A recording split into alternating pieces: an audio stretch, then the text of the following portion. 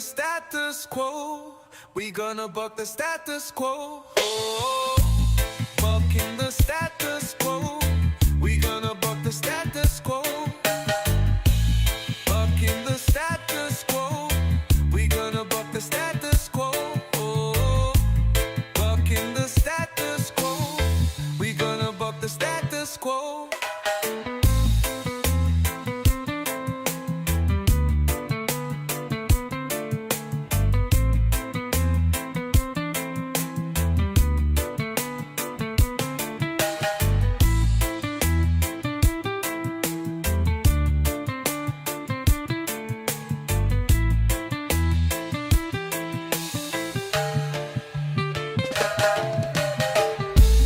Bucking the status quo.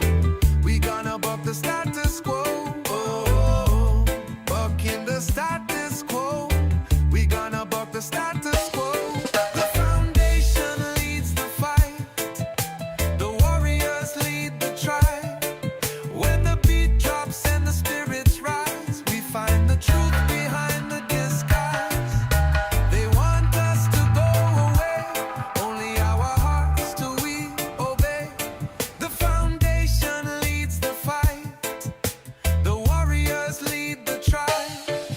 When the beat drops and the spirits rise, we find the truth behind the disguise. They want us to go away, only our hearts do we obey. No ranks, no chains, just unity. One tribe, one light, one destiny. No ranks, no chains, just unity. One tribe, one light, one destiny. Bucking the status quo. We gonna buck the status quo. Bucking the status quo. We gonna buck the status quo. Bucking the status quo. We gonna buck the status quo. Bucking the status quo. We gonna buck the status quo.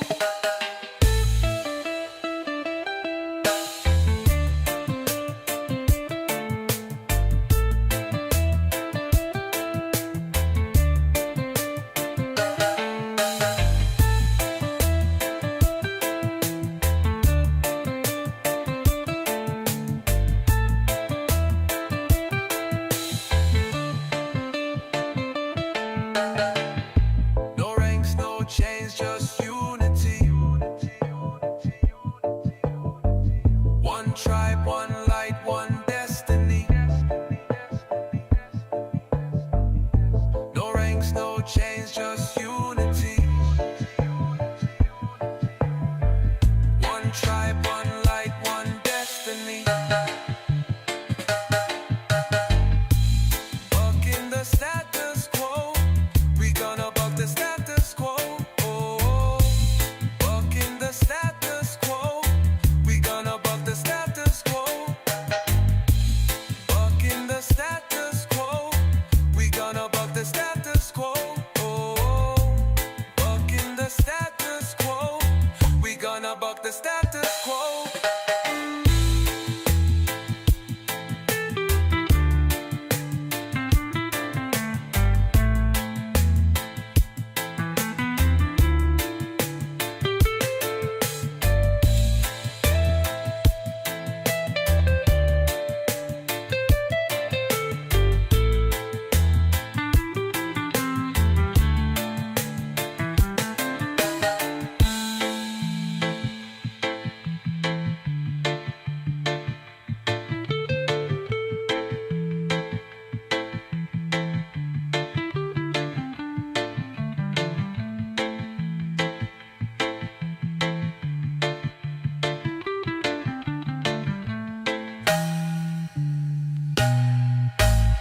Bucking the status quo.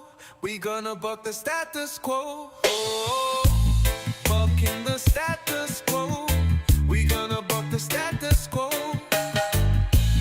Bucking the status quo. We gonna buck the status quo. Bucking the status quo. We gonna buck the status quo.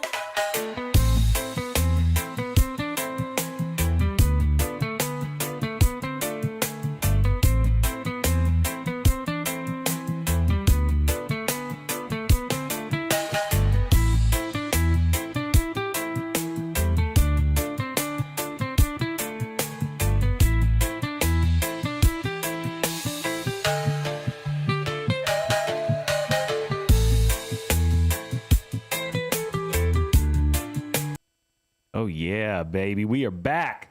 We are back in the studio. Yes, a Reverent Warriors podcast back in full effect. And you know what we do here. We bring veterans together using humor and camaraderie to improve mental health and prevent veteran suicide. Bop, bop, bop, bop. So we got a great show lined up for you today. We have Kim as a guest from IWDC to talk about all the happenings in the IW world and everything that went on at the Capitol today. I know that, or the Capitol this week, I should say. We had a lot of presence, Irreverent Warriors presence in Washington, D.C. to talk about this veterans bill and the language in it.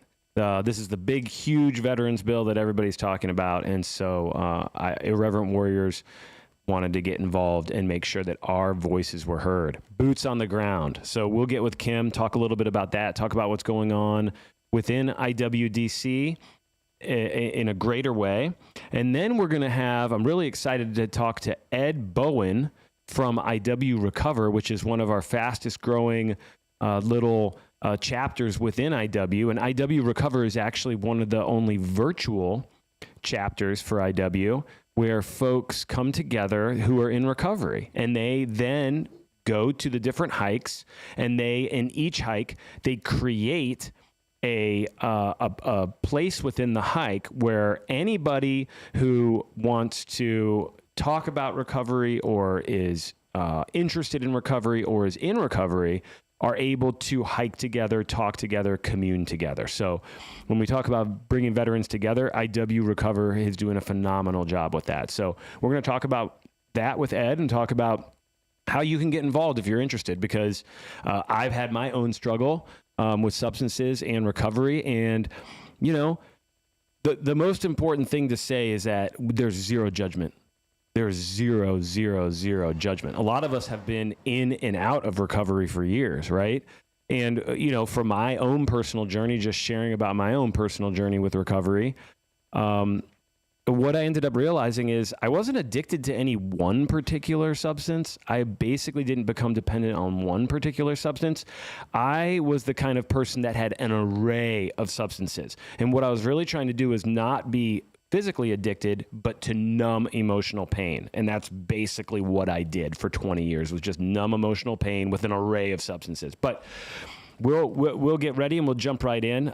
So let's get started with Kim from DC. The hotness, the hot news. We've seen all the press conferences. We've seen the flurry of activity happening out there. Let's get in. Let's all get in. Will and I are super excited to hear from you. Well, I'm glad that you guys had me on the show. This week in DC, it was really important what we were doing, looking at the bill that they're trying to pass. It's, you know, taking benefits from, you know, future veterans, I'm sorry, got a little distracted.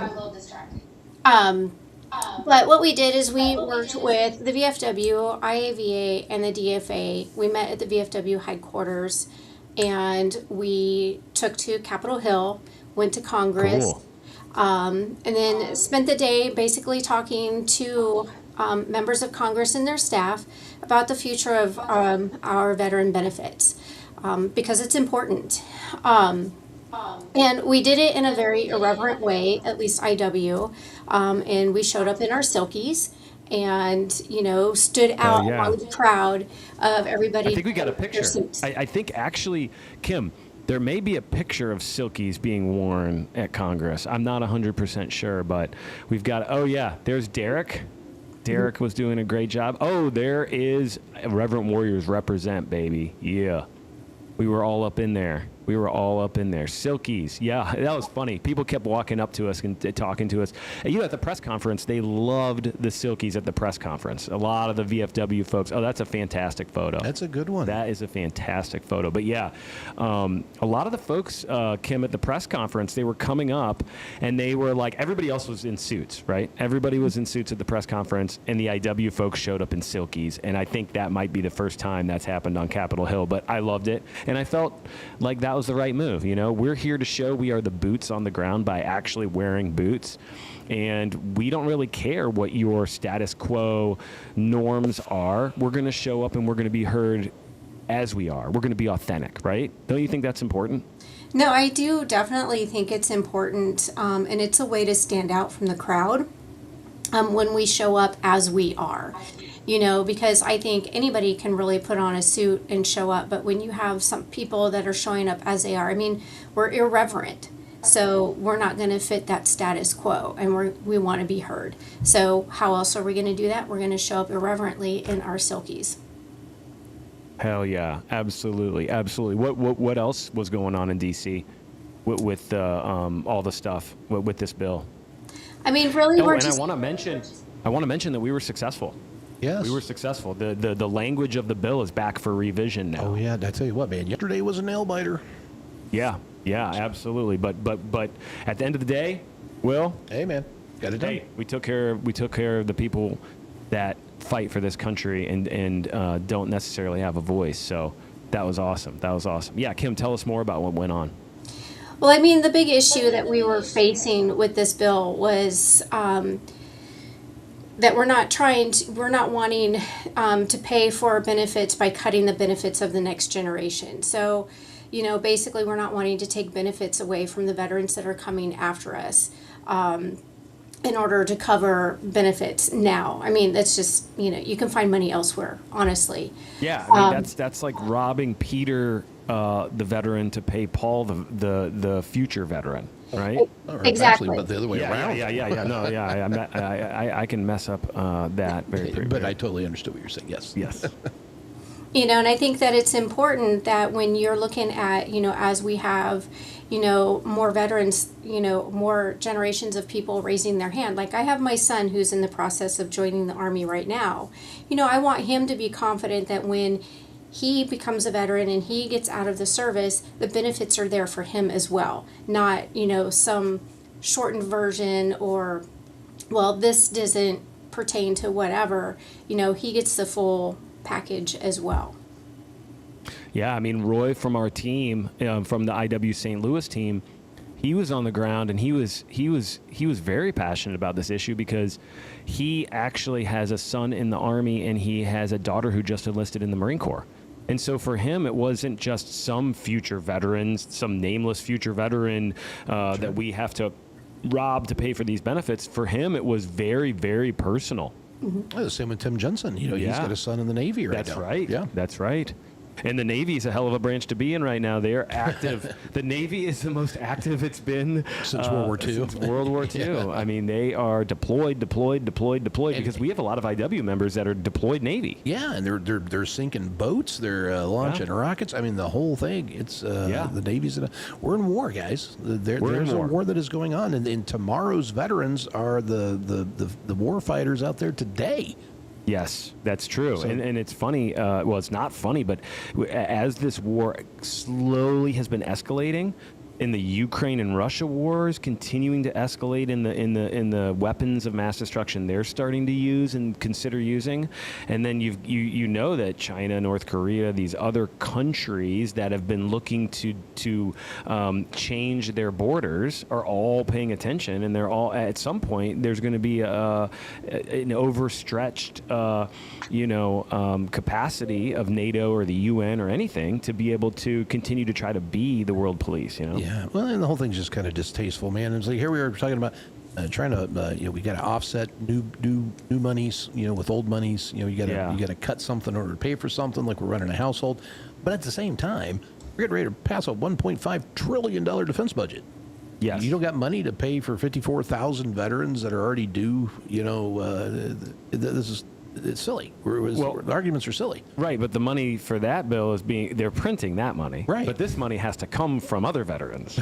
Well, it's selective, responsible fiscal behavior. Yes, correct. I have to be fiscally responsible. Sure. Or the government will come and crush you. You have to be fiscally responsible. Right. Why doesn't Why don't the entities making the rules? Why are they not having to be? There's a whole bunch of questions tangled up into that. Yeah.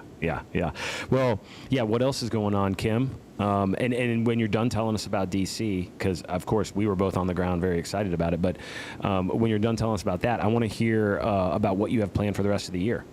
Okay. Well, I mean, with what happened in DC on Wednesday, I think it was very powerful because we joined forces with the VFW, which the VFW 100% loves IW. They love working with us. They're working with us everywhere. So much so that at their national convention, we're actually doing a joint Silkies hike for Reno, baby. in Reno. So that's pretty exciting. And I've also heard that some of the other VFW posts are in different cities are starting to do little mini hikes on their own because they recognized the power of our hikes. So that's 100%. pretty exciting. But yeah, I mean, we had DC, we had IWDC, we had IW Recover, we had, IWHQ, Grunt Style, we had, IW St. Louis. We were all there with our boots on the ground, just standing up for our veterans, fighting for our brothers and our sisters, those that, we have now and the ones that we have in the future. Very well said. I couldn't say that better. Thank you, Kim. I'm really glad, and I'm so grateful that we have you on the ground in DC. And speaking of that, yeah, it keeps you busy. Yeah. Speaking of that, what's the next big thing you guys got going on? What are you guys planning? What's your team working on? Right now, the big things that we're working on, we have four big things that we're actually working on right now. One is we're going to do a family-friendly tubing event in September. We're getting all those details. So we'll be up at Harper's Ferry and just tubing down the Potomac. Harper's Ferry, yeah. Yes. And then, our ending thing this year is we're going to go into hike weekend starting with the Korean War Memorial cleaning the weekend before our hike, which is something that we do every year with the National Park Service, and that brings a lot of people out. And then we go into the following weekend being our DC Day Silkies hike. We're ramping it up. We're going to make it, because it's November, we are the last hike in the Northeast for 2026. And being November, we're going to make it Thanksgiving themed. So it's like our Vetsgiving. Oh, nice. I love that. It's going to be crazy. So, our meet and greet, which is going to be the Friday prior, everything is themed this year. Friday, we're encouraging everybody to show up dressed as that crazy relative, whether it's that crazy aunt, that crazy uncle, whatever, showing up as that crazy relative that shows up at Thanksgiving dinner every year. Well, I have to ask, what was your question on that one? What crazy relative would you be? You don't have to name names. And how would you dress to exemplify that crazy relative? Oh, man. It'd probably be my dad and just be in a bathrobe. Nice. Nice. Yeah. Nice. Love it. Pajama pants? Yeah, why not? If he's wearing pajama pants, it means boxers most of the time. Nice. Does he have a cup of coffee, or does he have a paper or under his arm, or what's he got going on? A banana? I probably got a remote control that's always either programmed to Fox News or Gunsmoke reruns. One of the two. That's on brand? Yeah, that's all he has. Nice. Got it. All right, cool. And Kim, who are you being? I'm going to be Grandma. That shows up. Nice. Shows up in the moo-moo, curlers in the hair. Yeah. Well, I would have to be my grandfather, the one that fought in the Korean War and Vietnam, and I would have to show up with a giant Bible. Like a giant Bible, like the biggest Bible you've ever seen. But yeah, awesome. Love it. Well, I'll tell you what, Hugh, the IW chapter out in D.C. does so much that Kim's, I'm always saying that Kim's the hero of the day. I sing Kim's praises quite a bit because she is a workhorse and does so much good for the community, not just in that local level with the hikes, but in these things, these activations. I mean, this is really making impact. And This activity on the ground by IW and the VFW, it got the job done, and it protected a lot of people in the future, some of which may not even be born yet. So I mean, that's really the activity, and so I always admire Kim for that. And we always have that tradition where we go out and we walk the mall, at night while we're in DC. Oh yeah, that's so special. Tell us about that. Yeah, tell everybody about that. Well, we every time we go, we always rally up at the mall at some point in the evening. At nighttime, there's hopefully not a lot of people there when we do that, and we start at the Lincoln Memorial, and we come down around the Vietnam War, and we pay our respects and cross over. We always stop at the Nurses Memorial. Learned a whole lot about the background on that and some of the symbolism that's been built in by the National Park Service. Yeah, and then we come over out to the Korean Memorial, which I think is the most beautiful and impactful monument in the mall, in my opinion. All those faces. It's something. And the statues coming out of the tree line and the wedge. Yeah. And Kim told me that, just as she mentioned earlier, that before they do their DC hike, that their chapter goes out and they clean that wall. And I thought, man, that is a freaking monster task to do that. Yeah. And she told me that they normally get that done in like an hour and a half. Yeah. Like how? I mean, are you guys bringing like 1,000 people out to clean that thing, or you just got that good? We actually spoke about that. We're going to live stream that next time. Oh, fantastic. Yes. So we're looking forward to doing that. But yeah, thank you, Kim. Thank you so much for joining us on the podcast. Thank you so much for being there with the team and hanging out with us in DC and hosting us. You're always such a wonderful host. And I know we need to give you better notice because it's always an emergency for some sort of. We'll try to schedule our national emergencies on a better timeline for you, Kim. But thank you for being able to be so flexible and execute so flawlessly the way that you do. That's what makes Kim Pong, man. Yeah, absolutely. Thank you so much. We're lucky to have you. And have a great day. Have a great weekend. Yeah, we love you, Kim. Thanks. It was good to see you this weekend, girl. Yep. Peace. All right. Next up, we've got Ed Bowen from IW Recover. Good Ed. He's just a fantastic human combat veteran of Afghanistan from the Marine Corps, and just a hilarious guy. And of course, Ed, I want you to know you can be fully yourself. You can curse. You can do all your normal Ed things. You don't have to worry. We are irreverent AF on this thing, so don't even trip, brother. But hey, man, how's it going? Thank you so much for joining us in D.C. As we stood in front of Congress and made a stand and made sure veterans' voices were heard. I really appreciate you driving all those hours to come down and be a part of that, dropping everything. Big sacrifice. Thank you so much. But I wanted to actually talk to you about what you actually do with IW Recover. So tell us a little bit about how it got started, or a little bit about why you feel like this needed to come together within IW, and then let's talk a little bit about what you guys are up to with the next hikes and whatnot. Well, to be honest, I came back to IW. I had done about 3 hikes.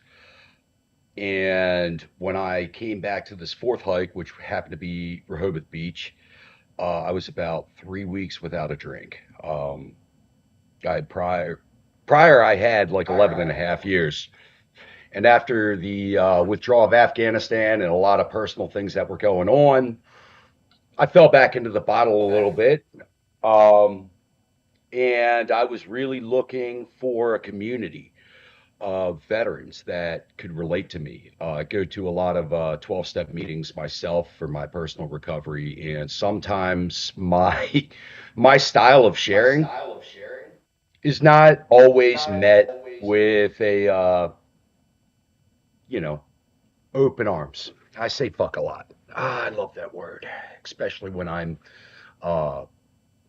feel like I'm pulling my walls down and I'm speaking freely. And I think that might just be maybe the Marine Corps stuff. And I know it's kind of one of those things I need to work on. I think I've gotten better over the years, but fresh out, coming to this like just miserable place. That's my go-to is I express how I feel. And a lot of times, fuck, shit, ass. That's all in there. So, anywho, I got to. That's on brand. That's on brand for both us and for you personally. Yeah. So I showed up to this hike, and I ran into a guy in the parking lot because I got there first thing in the morning, and he was one of the dudes that I was actually drinking with on one of the previous hikes. I recognized him because he had a fantastic beard. I was like, "Hey, man, what's up? And so we sat there and chatted for a while. And I told him, I was like, hey, man, this is like my third week not drinking. And he was like, dude, that's awesome. And he brought me in. He introduced me to a bunch of people. He introduced me to his friends. And we walked. And the whole time, everyone was very supportive. And it felt like being back, in the Marine Corps, that camaraderie. At the same time, through most of my service, I was sober. I'd gotten sober the first time in my service, and every one of my units, shout out to 11 Golf Battery Goliath, my boys. 2nd Battalion, 11th Marines, baby. Yeah, that's right. So that's interesting. Ed and I both served in 2nd Battalion, 11th Marines. Me in Iraq, him in Afghanistan. That's right. And you were in Kajaki, right? You guys were running and gunning up there in Kajaki, Helmand River Valley. Very kinetic, extremely kinetic environment. Will they were one of the units that had to wear Kevlar diapers in order to leave the wire because similar to what happened with Todd Nicely, there was just so many foot mobile IEDs, foot placement IEDs in ambushes. Yeah. So. Yeah, Ed was up there in Kajaki and did a fantastic job. It's interesting. 2nd Battalion, 11th Marines is typically an artillery battalion with artillery batteries, but he and I both experienced the Marine Corps being short on infantry battalions, and they turned the artillery battalions into an infantry battalion. I mean, I think that was most of that whole global war on terror with most of the branches and MOSs. Everybody was patrolling and doing convoys and not what they were coming into the military to do by job code. Got it. So the Army guys were doing that too. Okay, that's awesome because in the Marine Corps, it's very, you have your O3s, they're the grunts, right? And they're the ones that do the front lines. And, you guys are just, in the rear with the gear. And we were not in the rear with the gear. Where we at? No, not at all. Yeah. I think one of the first patrols that went out, gotten some crazy contact, and I was just sitting there listening on the radio. It was like a few days in and getting a play-by-play over the radio. I was like, oh, this is what we get to look forward to. So it was welcome to Afghanistan. Yeah, I mean, Kajaki was really kinetic. It was right by Sangin. Yeah. It was outside of Kansas. Everybody I meet in IW is a Marine. It's like the Marines aren't even that big. There's like every Marine part of IW. That's a great point. It is so many that's just lopsided. I like that. IW was born in the 1st Marine Division, Camp Pendleton, California. And so from the beginning, it was the Silkies thing is Marines because not a lot of other branches do Silkies, but we do them in boot camp. So for us, Silkies was just made sense for all of us, right? And it was born out of 1st Marine Division and the anger that came out of the VA publishing 22 a day and the mainstream media not picking up the story, in 2015. And so the 1st Marine Division, 5th Marine Regiment erupted in, hey, we're going to go do this thing, and infantry captain was the one to lead the way. And, Ed and I were both in the 1st Marine Division. And I think that when you look at our numbers, I want to say 40 to 50% of our hikers are Marine Corps. I believe and it. Then and then there's a big, huge contingent that's Army right behind that. Probably 40, 50% are Army. And then you got smaller for the other branches. But we love everybody equally. It's not our fault that the Marine Corps and the Army are the ones that do all the actual fighting in a war. Well, I just think that maybe we're scaring people away because the Marine Corps. I am firmly I have been so immersed in Marines in this culture since I've been working in this job. I've come to learn, and I kind of had an idea about it before, but I've come to absolutely be convinced of it now. The Marine Corps is 1,000% a homoerotic death cult. I am completely convinced of that. Ed, what say you? Yeah, it's not gay if you're wearing dog tags. That's what I always heard. So I try and keep them just, in case something comes up. It's like, protect my ego. Well, you did good work this week, Ed. It was good to see you, man. I hope you had a good time and didn't sweat to death out there. That was a rough one. The presence was much appreciated. 101 degrees. Yeah. So how can people get involved with IW Recover? Ed, let them know. Let them know how they can get involved. When do you meet? What do you do? So the big space is our Facebook page, to be honest. I mean, that's where a lot of stuff happens. We do have meetings virtually and we're continuing to build that. Our big meeting is Tuesday night at 8 p.m. Eastern Standard Time. The information for that is on the IW Recover Facebook page. We don't put that out so we don't get the Zoom bombers and all that shit. Now, we are going to How do switch you over to find? Google Meet, Yep. so there's How going do to you be some find? How do you? changing. So, How do I don't- people find the IW Recover page? For people that are not Facebook literate, you need to tell them exactly how you would do that. So you click in the search bar and type in what exactly? IW space recover, and you will find us. And then you have to And click on groups. I think yeah, after you hit the search and you hit IW Recover and you click search, and then I think you have to click on the little button that says groups okay, in order for it yes. to If it filter. Yeah. if it doesn't pop up, usually every time I've searched for it, it's like the first thing that pops up. Um, We are also, actually, that's kind of a roundabout way to get to us. We are on your national page under the, I think, events. It says if you are in recovery, click here, and that's our donor drive page. If you're feeling, generous, you want to give, but our Facebook link is there too, and yeah, that's where a lot of the stuff happens. You can post anonymously, like, "Hey, I'm struggling," and there's so many people in different stages of their recovery in that group that will just jump on and just, hey, I've been there, this is my experience with that, and give great feedback. And I love it because when I first started doing this, I used to monitor it all the time, and like as life continues and I continue to grow, my time gets shorter. I can't be on there all the time, but I love it because I'll get on there and I'll see like, oh, someone's struggling, and then boom, you have like 15 responses before I even see it. So it's just fantastic. It's a fantastic community, and if you want to meet with us virtually, we're there Tuesdays. We also just started a women's meeting that meets, I think, Thursday, 9 p.m. Eastern Standard Time, and we just stood up a friends and family meeting that meets 9 p.m. Eastern Standard Time on Wednesdays. Nice. So we are looking to start a book study group as well, which is going to be facing codependency.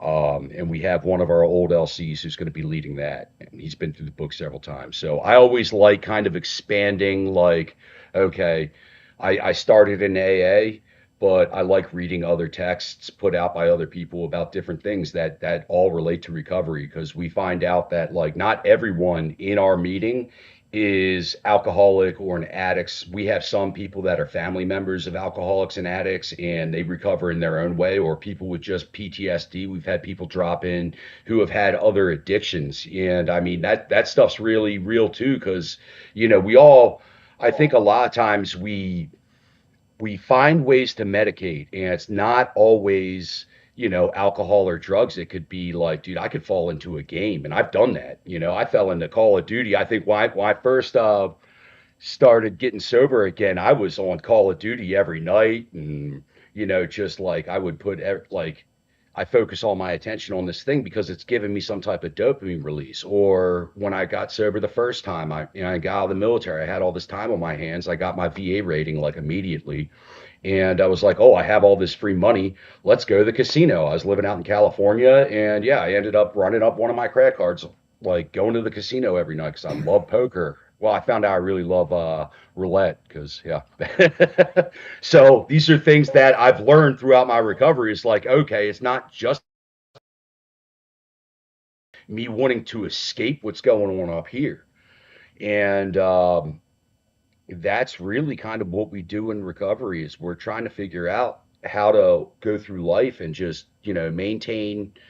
maintain what's going on up here because I have no control. Yeah. I've learned this. I have And no control over anything I, except for what's I going mean, on up here. you and I just last night we were on the IW virtual breathwork session with the breathwork instructor, and we were quieting our minds, and you and I were bonding over that.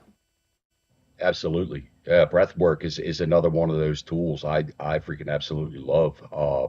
Breath work, meditation, uh, prayer, all these And you got things. your cold plunge going. You got your cold plunge in your garage. I do. I need a pump though. I was for a while there. The temperature outside wasn't that bad, so I would just run the rudders, grab like 6 bags of ice, dump it in there, and then just get in, and it would drop down to like the 50s. But now it's like 100 degrees outside, so that's not as doable. So I'm waiting. Probably in a few weeks I'll be getting a pump and getting that thing set back up. So. Awesome, man. Awesome. Well, thank you so much for joining us. I am so appreciative of everything you do as a leader of IW Recover. I know you're currently in school getting a counseling degree in that line of work. So can't wait to see what more, you have to build at IW. Grateful that you're here. Thanks a lot. Well, I'm humbled and grateful that you guys had me. Thank you guys very much. Awesome, brother. Semper Fi. Yeah, what a good dude, man. Dude. I just like that guy. Oh, yeah. Solid. It was a good week, man. It's good. Hey, Will and Hugh, we have a listener question for you guys. Go for it. If you guys can read this.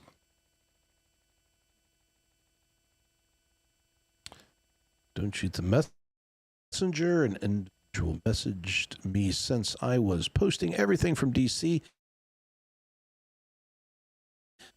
Their question was,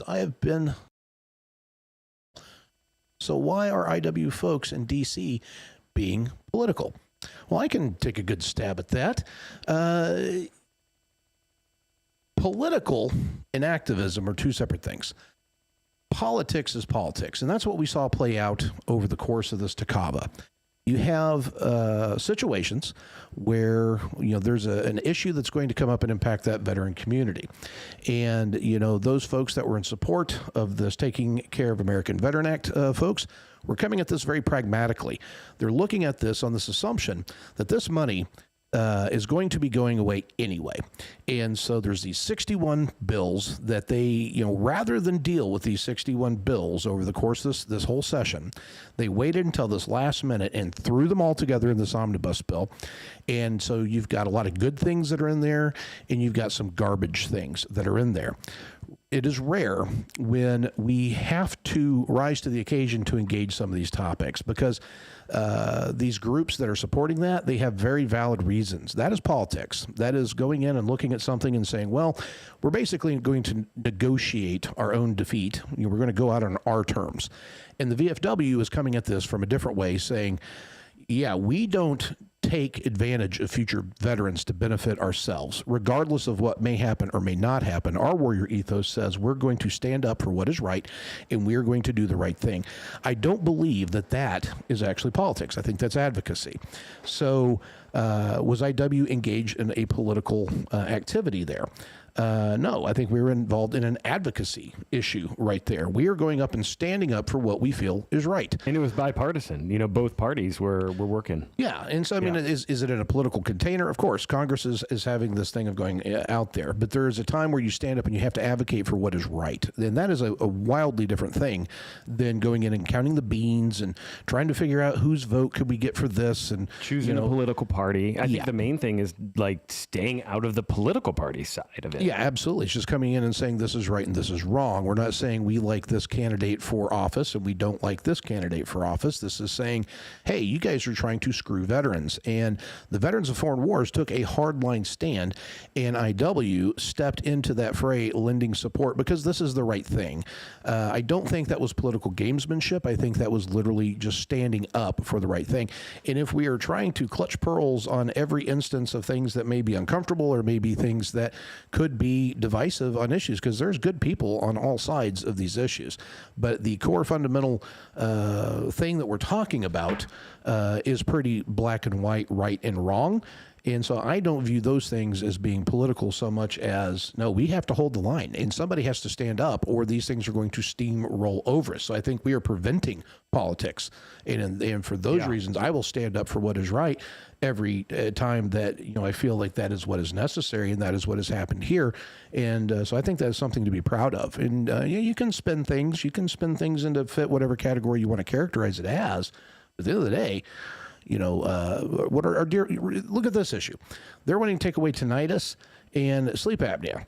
And, that's going to be a big thing going forward. You're looking at Dan Crenshaw. That's political. You're seeing these comments of Dan Crenshaw coming out calling us grifters, saying that these are bullshit issues. They're not real disabilities, that, sleep apnea is not a thing. Well, look, Guy, that our dear friend Boone Cutler, he passed away from heart issues that were brought about from the severity of sleep apnea, which was brought about from traumatic brain injury. Yeah. So, is that political to stand in the gap and point out these types of horrible situations, or is that veterans taking care of veterans? I think they're two different things, and I make no apologies for getting engaged in the good fight.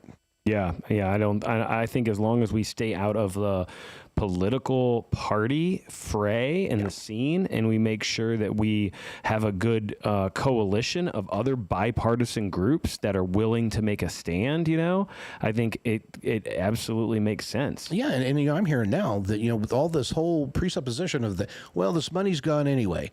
Well, I don't know that is the case, and I have reason to believe that is not the case. I think that is a narrative that got pulled into this. I mean, the main group that was really pushing behind this, alongside with the American Legion on the other side of where we were standing, was this group, Concerned Veterans for America.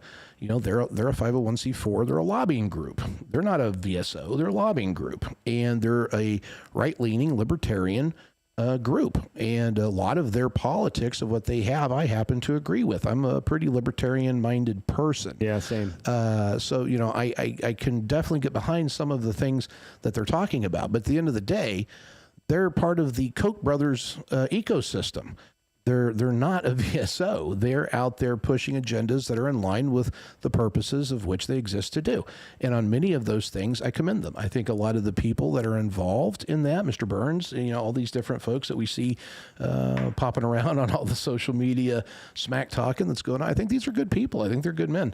But and we haven't engaged in any attacking, slander, going after them, or any. You know what I mean? Like, well, the internet game is the internet game. I think there was a lot of stuff talking about it. I definitely threw some barbs out there, but I think that's all rub and racing, as part of that.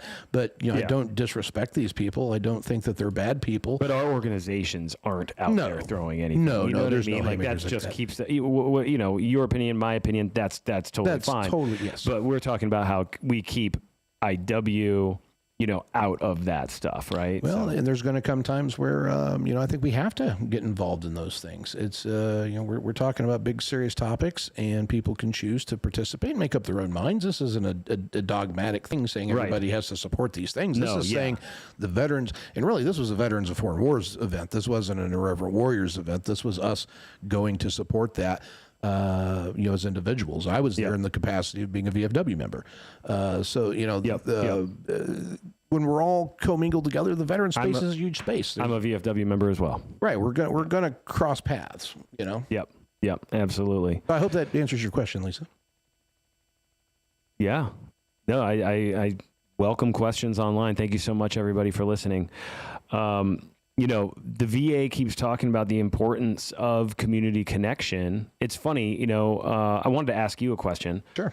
The VA keeps talking about the importance of two things lately, but probably because of Dr. Joyner's research on suicidality. They're starting to get deeper. We always thought it was isolation and loss of purpose when you leave the military. Those were the two main things is what we thought. What we learned is that it's a double click into each one of those. It gets deeper than isolation. What it is it's not just isolation. It's feeling like a part of a tribe. Yeah. So, and then the second aspect of purpose, it's not just losing your purpose. It's losing your sense of value and purpose to your tribe.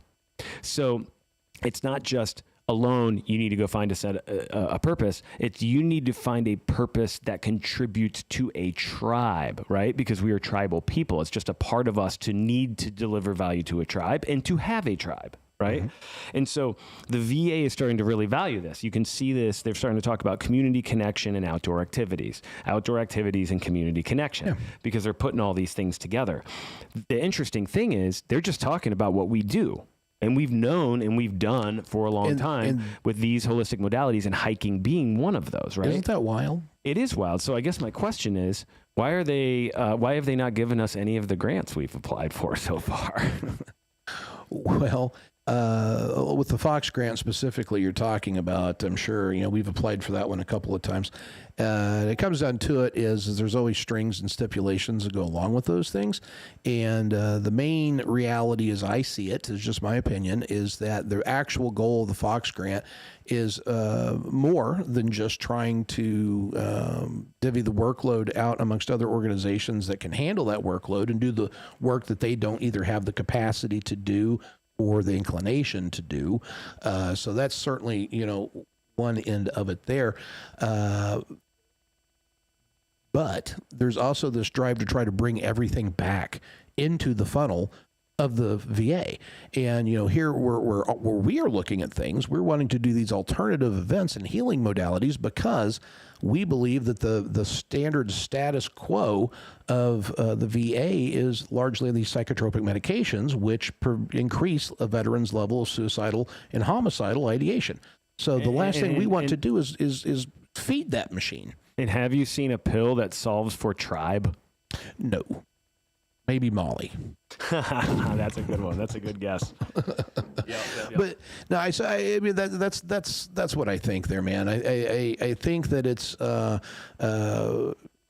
there's not an incentive there. When we were filling out the paperwork on the Fox grant before, if we were to follow the letter of the law on those things of how the grants are structured, you have to screen people coming in, and if they score us above a certain range, we're not allowed to engage with them. We have to turn them away. They can't hike. And they can't hike. And then we have to turn them back into the VA where the status quo is to give them more pills.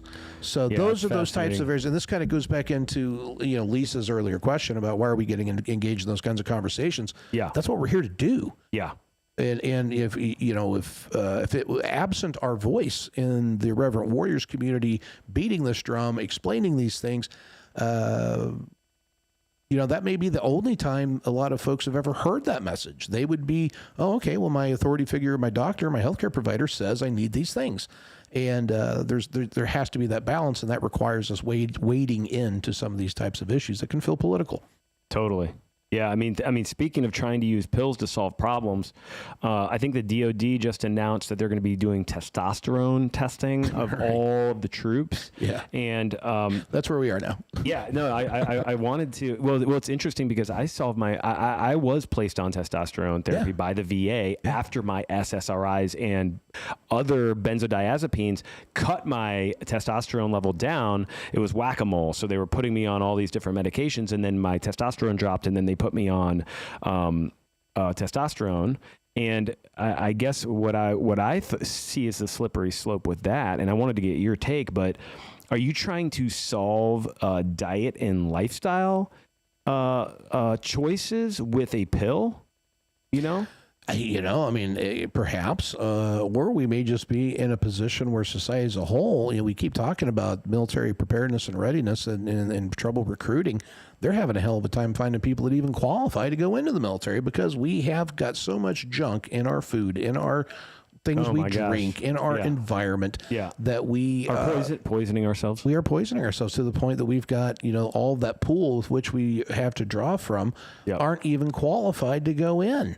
So, I'm sure that is a concern of, because that's going to bleed over into testosterone issues, and I'm sure they're seeing that.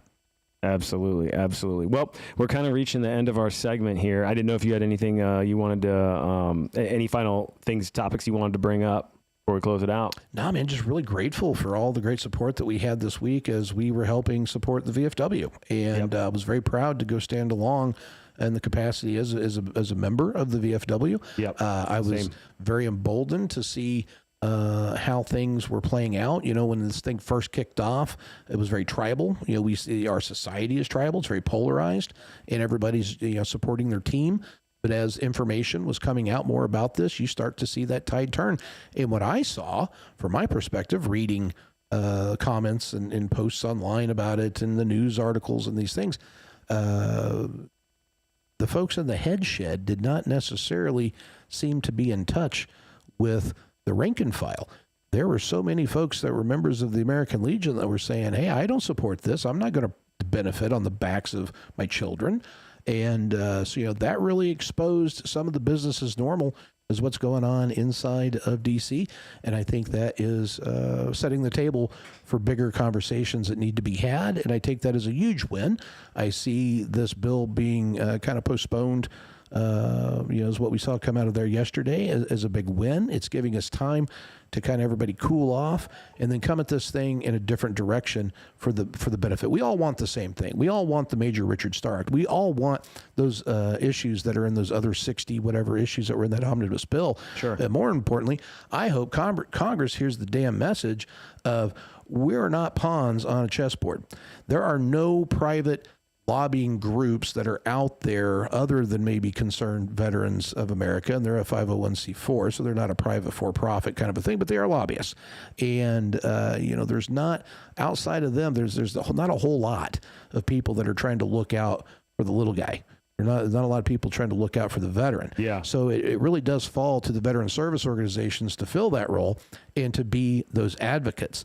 And I am just as proud as what I can possibly be that the VFW has the moral fortitude to engage in that way when it is so easy, as what we saw with the American Legion, to look at this same issue and go, well, the tea leaves are leaning this way. Let's grab what we can grab on the way down before we crash.